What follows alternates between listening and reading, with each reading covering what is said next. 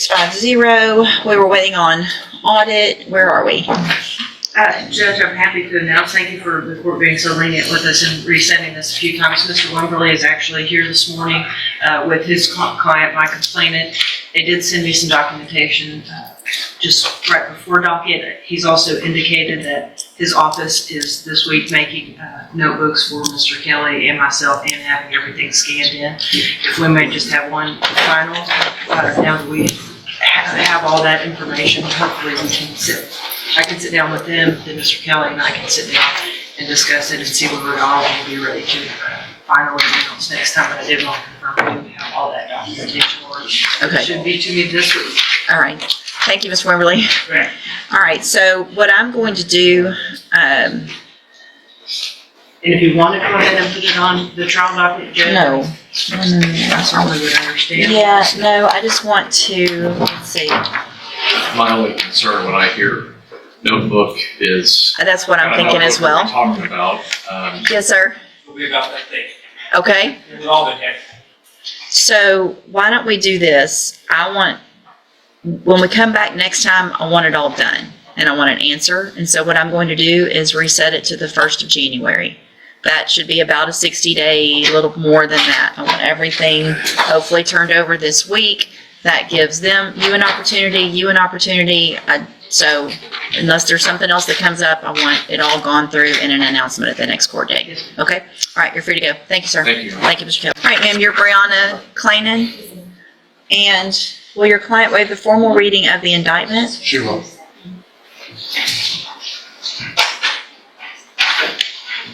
Ms. Clanan, in cause number 25, DCCR 0446, you're charged with a third-degree felony offense of evading arrest or detention with the use of a vehicle from March 8th of 2025. And how do you plead to that charge? Guilty.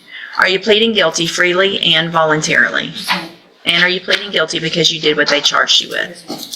I have here on the tablet some documents that have your signature on them that the state has marked as Exhibit Number 1. Before you signed these, did you go over them with Mr. Kimler? Do you fully understand them? And do you understand if I follow the agreement that you've made with the district attorney, you will be waiving or giving up any right to appeal? And it looks like the agreement that you've reached is for a 3-year deferred probation. There would be a $250 fine. I'll explain my scribbles, Your Honor. Oh, that's CCCR. There would be a Yes, dismissal in cause number 25 CCCR 1119. And this will run concurrently with 25 CCCR 1053. 1053. Is that your understanding? There should be another misdemeanor. It was refused. I was refused. Yes. And what are those The cases? dismissed one is resisting arrest, and they're all connected to this, Your Honor. The dismissal is a resisting arrest. The case to be pled is a DWI. Okay. All out of the same criminal episode. Let me look at something real quick. Oh goodness, I can't see that. If I test you this morning, will you be clean? Be honest. Have a seat in the jury. Good morning, are you Ryan Hodge? Yes, ma'am. And Mr. Hodge is charged in cause number 24, DCCR 1167.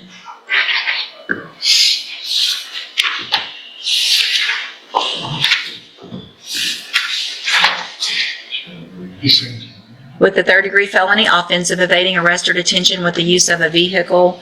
The indictment alleges a prior burglary from 2015, and then also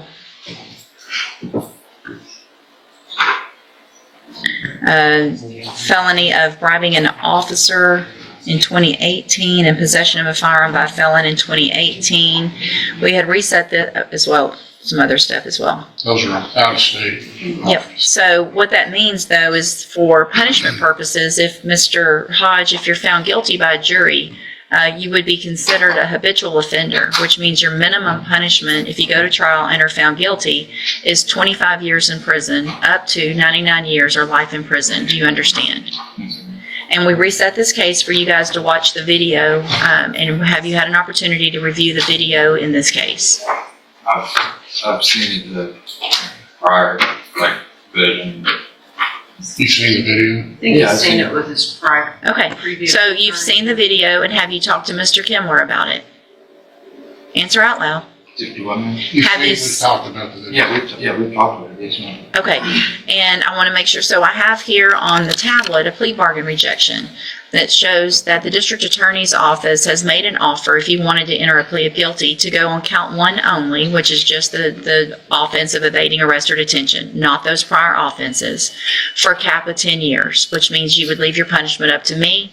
I can give you 10 years, I can give you less. It would depend on the information that was brought to me at a sentencing hearing. You have every right to reject that and have your case set for trial. I just want to make sure you understand what your possible consequences are and what your options are. And do you understand all of that? And so I'm also making the notation here on that plea bargain rejection that I've admonished you as to what the minimum will be if you're found guilty, which is 25 years in prison. You understand? And you want to reject that and have your case set for trial. Yes, ma'am. Didn't run, I was just being driving. He's maintained his innocence. All right. Then I do want to make sure you understand that after today, I will not accept a plea agreement. I'll get your case set on the trial docket. There won't be a plea. We'll let a jury decide, okay? So, for any reason, we can look into it further, the facts and the evidence. Well, that's what a jury's for. And so your attorney has discussed the case with the assistant district attorney. Their position is that it's an evading and they think they can prove that, and that's what we're going to go to trial. Okay? That's what a jury's for. All right? Okay. And she'll waive the formal reading of the indictment in each. Yeah, sure. So, Ms. Randall, in clause number 25, DCCR 0246, you're charged with a state jail felony offense of theft of property with previous convictions. And that one's from November 21st of 2024. The indictment alleges you were previously convicted of theft April 4th of 1984 and April 11th of 1985, both misdemeanors, which would get us to the state jail felony level. It further alleges that you were convicted of a non-state jail felony offense of theft April 10th of 1989, and then again November 12th of 1991, and then after that was final, October 10th of 1994. And how do you plead to that charge? And are those prior offenses true? Or prior convictions true, excuse me. Are you entering your plea of guilty freely and voluntarily? And did you plead guilty because you actually did what they've charged you with? All right, give me just a second to get this pulled up so I can make that notation. I think that was 1 through 5.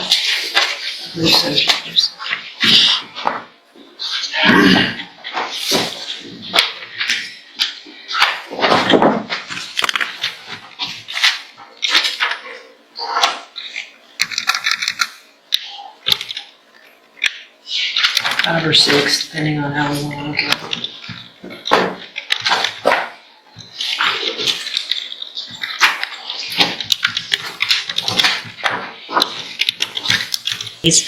Find sufficient evidence to find you guilty in each of your cases. However, I'm going to reset your case so that the probation department can do a pre-sentence report. That'll give me more information on you, your cases, and then we'll come back later for sentencing. Anything that you think is important for me to know, make sure you get that information to Mr. Vasquez, and he will present it to me on your behalf when we come back. You need to stop and talk to probation on your way out of the courtroom today, and she's sitting at that desk right there. All right, we'll see you back at sentencing. Thank you, Judge. Yes, sir. Morgan? And Ms. Morgan, in cause number 24, DCCR 2102, is charged with theft of property. And what is the announcement? Judge, we're going to ask for a regular resetting. Ms. Malfino and I are discussing a potential resolution. Also been given some documents from my client that I think will help inform that process. And so, Any issues? No, Judge, it looks like we do, at least for purposes of this announcement, have a restitution figure, so we need time to develop that. Okay. We can just share that information with council. Okay. And the case looks old, but I realize that you were just hired at the end of July, so we'll just do a normal reset. And then, Ms. Morgan, make sure you stay in touch with Mr. Gert so you guys can go over everything. We'll try to get an announcement at the next court date. All right, you're free to go. Thank you. Have a good week. Thank you. You too.